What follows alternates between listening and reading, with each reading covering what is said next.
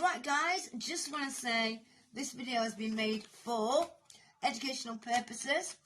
It gives a few facts and things, but it deals with the sex industry. Maybe might find some people might get upset by the topics. So just viewers, discussion is advised. Let's go. Hi guys. So thanks for all your likes, your comments, much appreciated. And if you're watching this today as a subscriber, big thanks. And if you're watching it and you've not yet joined us, then hit that subscribe button before we dive into the seedy world of the sex industry. So as most of you might know, I've been in the sex industry for over 25 years, and I've worked within most jobs under the heading sex industry. So I don't know if you've ever gave it any thought to what sort of jobs are actually under that title. I'm going to tell you. Have you ever wondered how many men in the UK have paid for sex at least once in their life? And what you're all waiting to find out is what the final item is that no working girl leaves home without. So stick around. Right, so let's dive in. Yeah, let's go into the dark and seedy, exciting world of the sex industry. So the sex industry has been around for years. Oldest profession in the book, they say, don't they? Well, what else makes up that category of jobs under sex industry?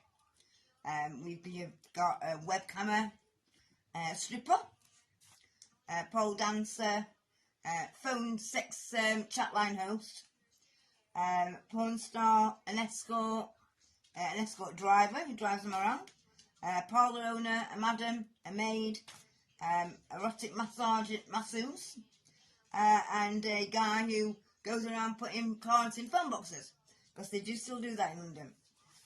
All of them can gain you a little bit of experience on your CV of the sex industry.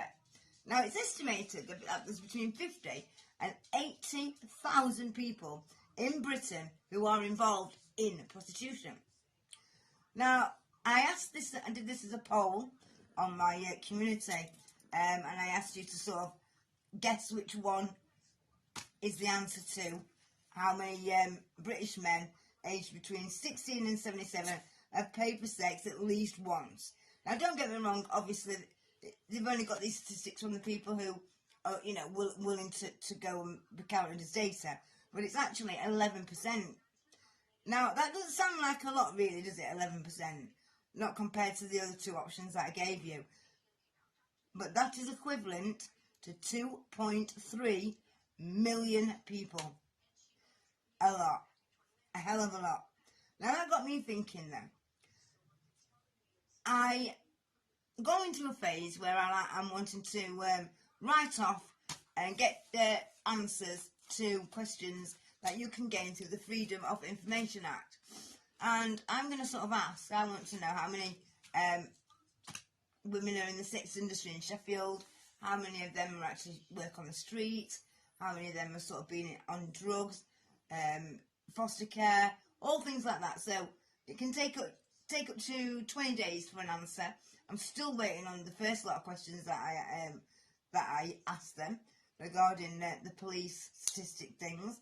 But once they do come, I'll let you know. Now, some people are still under the impression that it's illegal to work as a prostitute, basically, and that it's sort of a criminal offence to sell sex for a living. Well, it's not at all. It's a very fine line, but it's not, it's not illegal at all. Now, what is illegal, and this is where the but and the fine line comes in, it's actually illegal to do these related activities. So let me read them. Yeah, it's illegal under the Sex Offences Act 2003. So what's illegal is the soliciting. So that's trying to get clients, and that can be either on the street, other public places, including someone's car, paying for services of a sex worker who has been forced into prostitution or threatened into it. So that's illegal. Owning or managing a brothel where it's used by more than one person working there. So if there's like just one, that's cool, not a problem. Obviously pimping, and that's a pimp. It's basically not what you see on telly with a big, stick and fur coat and all that. It's just somebody who is threatening you, controlling the girl into prostitution and controlling her money that she earns through that. Advertising sex services is illegal, including people who go around putting calling cards in phone boxes. So that's in a nutshell is the basic laws around selling sex. Now, quite confusing, aren't they? And that only applies to the UK. So if you are sort of in Northern Ireland, it is illegal to sell sex, period. Okay?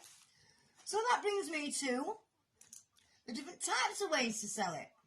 Now, some girls, even the girls themselves, some people, even the girls actually themselves, some, not all of them, naively think that it's where and how you sell sex puts you in a category and a class, basically.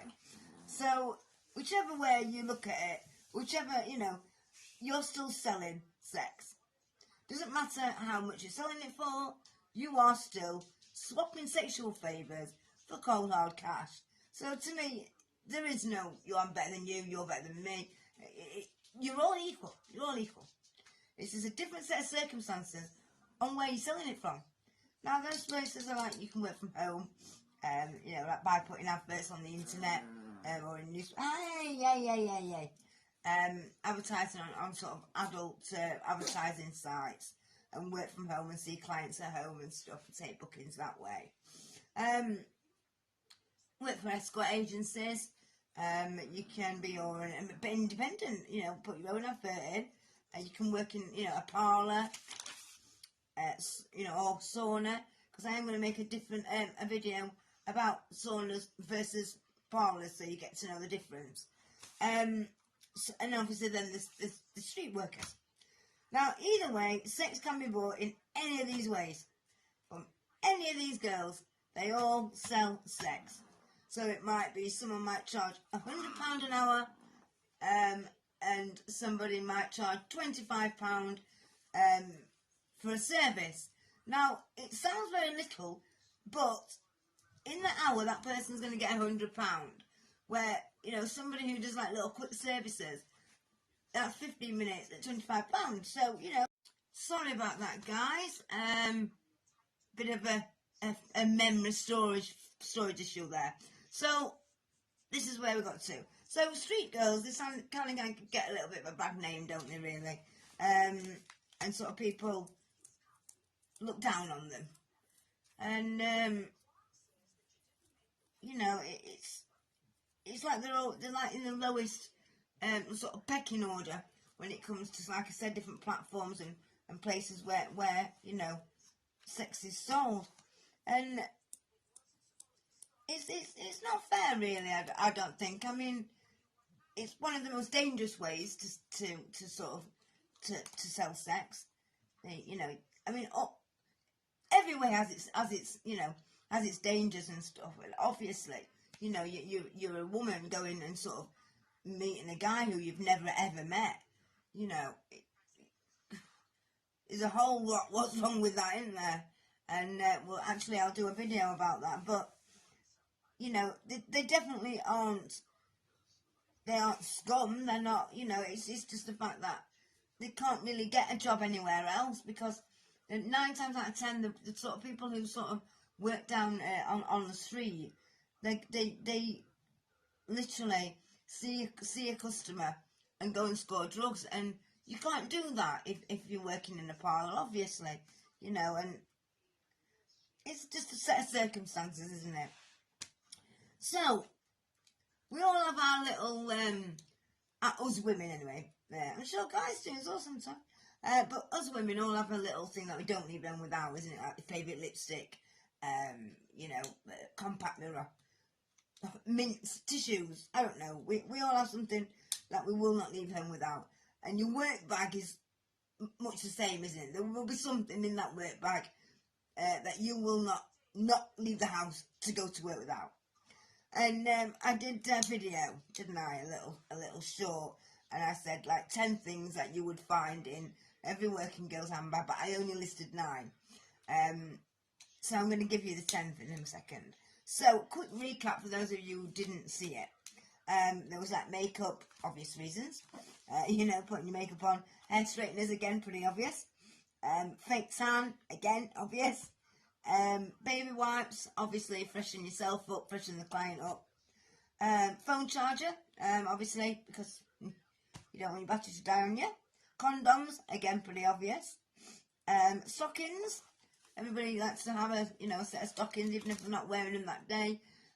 With your outfit, the fact that you've got them there for when clients may say, oh, have you got some stockings? And you just go, yeah, in the bag. Sex toys, again, pretty obvious. Probably a couple of sets of sex toys. Well, some for yourself and some for the clients. Hand steriliser, again, obvious. Now, the 10th item is a piece of sponge. So, like a bath sponge. Cut into little squares about that big. You can actually buy these now in a packet, and they're called dry Tampax or something like that.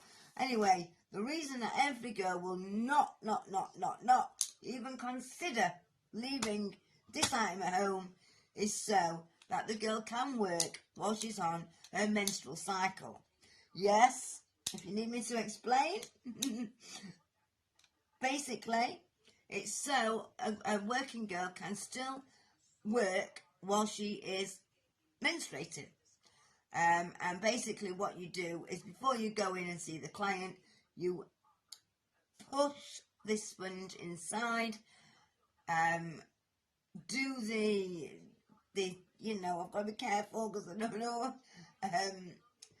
And then when you have finished the service, you then go to the bathroom, retrieve it, swash it out, and it's ready for the next. I know, guys, some of you are going to be, So, anyway, bit of information for you there. So, if you liked this video, give me the huge thumbs up. If you think somebody who you know would love it too, then share me. And, well, you might as well just do all 3, hadn't you?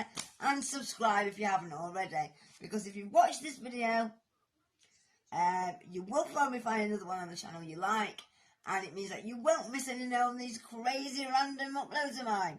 So, in full, flying high, living low style, you don't know how strong you are till strength is your only option.